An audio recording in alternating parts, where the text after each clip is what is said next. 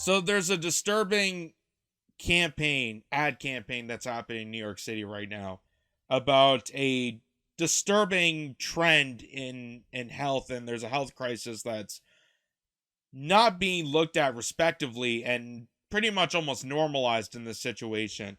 So we've shown you this before about the side effects with the COVID vaccines. This is the information that they kept away from the public for so long that we're just finding out now after 3-4 booster shots have been now distributed, that, you know, they were told, and how there was the whole legal process and they went to court to try to hide, and then they used the government to hide away, you know, certain factors like this, and how they suppressed and did all this annihilation of science and all the stuff in between, how the pandemic is scrutinized to aid to big pharmaceuticals that were not really helping with the situation of COVID, but actually using COVID to their advantage and advancing their riches. So we've shown you stuff like this before, that, you know, Moderna vaccine, for example, 5 times more likely to cause myocarditis than Pfizer. This is information that we should have known beforehand, before they released, you know, 4 or 5 different COVID shots that you were either mandated to, or you were screamed at for, or you were, you know, forced to deal with. And if you didn't deal with, you're some sort of anti-vaxxer, hypocrite, Trumpster, whatever, and, you know, you didn't really have a choice, even though I've been saying for the longest time the reason I'm showing you all this information is so that people do have the choice. They see all the information, they can retain the information, do as they weigh, and decide for themselves. It's not to push any pro-vaccine or anti-vaccine rhetoric whatsoever. But this is vital information that people should have been aware of, and we're just finding out, you know, in recent months, after the whole ordeal. Or stuff like this. This is from the Heart Association of America, saying myocarditis from COVID-19 boosters are rare, but risks highest among teen boys and young men. While they're producing and distributing COVID vaccines for young kids that scientifically in the medical studies and data show that kids have less of a risk of catching COVID or have less severity to COVID than influenza. But they were forcing young kids to get boosters, to get vaccinated with these medical experiments. And like I said, I'm not here to preach any anti-vax or pro-vax. I'm just letting you know all the facts and information available so you can make that decision. But here's where this gets interesting.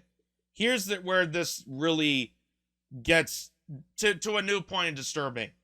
So, New York hospital accused of normalizing myocarditis in a new ad featuring a young girl.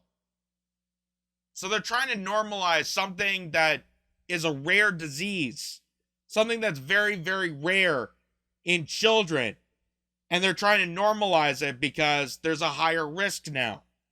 And instead of actually mentioning about that and looking into investigating it and doing medical science to find out exactly the causation of it, they're just going to now accept it that people are now more common to get a rare disease. So this is definitely alarming and disturbing. The ad did not mention any cause for the potential fatal heart condition. So let me show you the ad in full here, and I'll say this. It is very disturbing how normalizing that they're trying to make this a rare incident, like a rare medical condition that probably 1 in 70,000 people would ever get, has now become so common that they're just going to normalize it as, you know, oh, some kids might get this, you know, coming fall, which means you're going to have to go to your private insurer or your private healthcare provider, and you're going to have to scrutinize with them, and they're going to screw you over. And, you know, it's a whole big medical, you know, situation. So here's the ad in full here. I've been into fashion since I can remember. But one day I had a stomachache so bad I didn't want to do anything. The team at New York Presbyterian said it was actually my heart. It was severely swollen. something called myocarditis. But doctors gave me medicines and used machines to control my heartbeat. They saved me. So now I can become the next great fashion designer.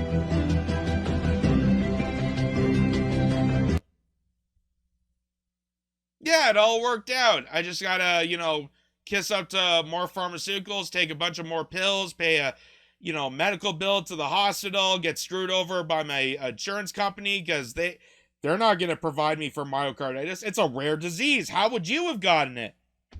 I don't know, maybe it's because it was a severe side effect in the COVID vaccines that they did not mention at all during the pandemic. And people like me had to resort to telling you that, and I'm deemed the evil one. I'm deemed the evil, cynical one because I was letting people know what doctors and medical testing has proven time and time again. But yeah, I'm the nefarious one. I'm the nefarious one. Not the ones that are trying to normalize a rare childhood heart disease, a heart situation that should not really happen and is not very common, but has now become so common that New York Presbyterian Hospital and a bunch of other hospitals in the New York area are like, well, we're going to cash in on this so that that little girl can, become the next fashionista. Stay amazing. Stay amazing for big pharmaceuticals. Oh my God. Let's play that again. I've been into fashion since I can remember. But one day I had a stomachache so bad I didn't want to do anything. The team at New York Presbyterian said it was actually my heart. It was severely swollen, something called myocarditis. But doctors gave me medicines and used machines to control my heartbeat. They saved me. So now I can become the next great fashion designer. I love how also in that ad they never mention what medication, what the process was. They just said, oh, I just took a trip in the hospital. Doctors looked at me. They gave me some meds. I feel good now. What useful information is there in here? What useful information is there in here? Other than the fact that a young girl who probably as healthy as can be, looked healthy as can be, has now got a rare heart condition because probably taking all these wacky pharmaceuticals and experimental vaccine injections. Now all of a sudden has a heart condition, has to walk into a hospital, take a bunch of more pharmaceuticals, and maybe somewhat get better. And at the same time this ad is playing, they're still trying to push for more vaccines on children. They announced it in Canada. They're announcing it in the United States. All over. They're still trying to push Moderna and Pfizer on young kids. It's scientifically proven, factually proven, that kids are less of a risk of getting severe COVID. They're more of a risk for influenza than they are with COVID. It's such a low risk they couldn't even calculate it to a lowest number. They couldn't even calculate because it's such a small percentage. So significantly small. But now this has become so common. Myocarditis has become so common now that they're just normalizing it. They're accepting it. It's now out in the open. Okay. So now more kids are going to get heart inflammation and they're going to have to go into hospitals and there's going to be more medical bankruptcies. There's going to be more conditions. Some might have surgery. You're going to have more heart risk and more disease. But hey, it's all good. Just swallow a bunch of pills, kiss up to pharmaceuticals. Everything's all good. According to New York Presbyterian Hospital. Jesus. And like I said, I commented on this video saying, I retweeted. So I got the video from here, from this lady, Anish Kona, who's a medical doctor. I'm assuming MD. And it says, first myocarditis ad I've ever seen. And I said, the motto for every private health insurer, to big pharma, to corporate owned and owned hospitals, is keep them sick, we'll make money. And he even said that. I'm just paraphrasing what doctors have said about private health care. Doctors have said about private health care. Dr. Robert Malone, who invented the technology, stated something like this. The whole purpose of them is not to actually cure you of something or actually help you and make you more healthy. It's there to emulate. It's supposed to, it's like a placebo effect. It's there to emulate, to make you feel better. But you're still not actually cured. You're not actually well. Because in order for you to actually get well, you have to take more pharmaceuticals. You have to do this. You have to do this. And they're going to keep charging you and charging you and charging you and charging you. That's how they make more money. So the goal isn't curing you. The goal is to make you a tiny bit better. Which is what that girl is now going to face. That young little girl that wanted to stay amazing and be a fashionista. Is that the word, fashionista? A girl that wants to go into fashion, beauty, design. I think that's what they call it, like fashionistas. I don't know. I'm not one of them. I basically wear a t-shirt and pants. Like that's the most fashionable I can get. Sometimes on a good day, I'll wear a nice dressy shirt for this show. Maybe a nice collar, but I don't wear a suit and tie for that reason. But this is just crazy. This is just crazy. Normalizing myocarditis, one of the rarest heart infections in young children, has now become so common because of stuff like this that you were not told by the big pharmaceuticals for obvious reasons. You were not told this and not told anywhere on mainstream media for obvious reasons. They bought out the media to the point where every single news report was brought to you by Pfizer, Moderna, or Bill Gates. And you were, propagandized, manipulated, and fear-mongered into taking these vaccines without any real information on the vaccines, on the side effects, on the conditions, on the actual science of it. But you were told to believe the science. And now it's gone to the point where this is happening. That the side effects have become so common now.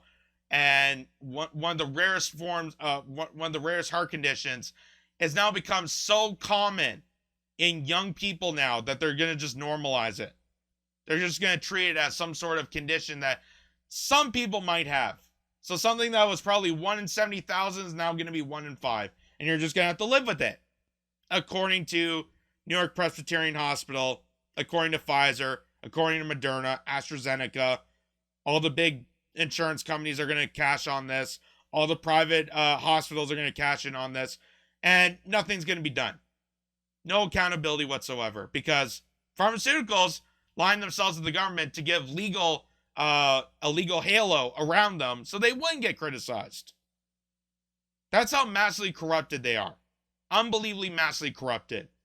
And it's hard to believe that in just a short span of, 2-3 years through this pandemic, through the situation, how much of a 180 that the leftist community, even the comedy community, the liberal community, went from railing against pharmaceuticals with opioids to not accepting them because of COVID.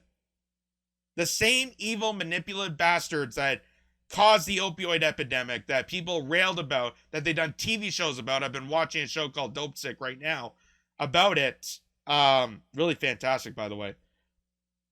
Amazing the 180 that people are now just expected to go along with big pharmaceuticals without challenging them, without critiquing them, without pointing out the flaws, pointing out the obvious misinformation, the lies, the propaganda, the scapegoating, the fear-mongering, the manipulation, the stuff that they're not telling you out in the open. No critique of it whatsoever on the left. It's just amazing, the complete 180, that the twisted logic that they've done to accept this now. And now they'll probably just accept this. Or they'll probably go in panic and go, why are young kids getting myocarditis all of a sudden? Oh my God, how is this happening? We have no idea. But all the people that did their own research and actually looked into it, they're the crazy nut ones. They're crazy. How dare they sit down and actually listen and watch and hear from doctors explain the situation? How dare they get a second opinion? That's not science. Science you're just supposed to believe. No, science is you're supposed to question. You're supposed to get a second opinion. You're supposed to critique your own data. You're supposed to grow from your own data and evolve. Your opinions evolve. That's why thesis evolve. That's why you do scientific research every so often to prove whether or not you were right the last time. That's how you grow as a scientist in the medical arts, in everything. But we've just been in a topsy-turvy, backwards, upside down, left is right, up is down, black is white, effed up world that we're in right now, that now one of the rarest diseases has now become so common. We're just doing campaign ads on television just to normalize it without any information, useful, critical information on how this young kid got it in the first place, what situation is that going to cause, what are the medications that they're prescribing to this young kid, and is it going to affect that child in the future? Is she going to grow up as an adult with even serious conditions? Is she going to even live for another few years? None of it being mentioned. But you're just told to roll the dice on it.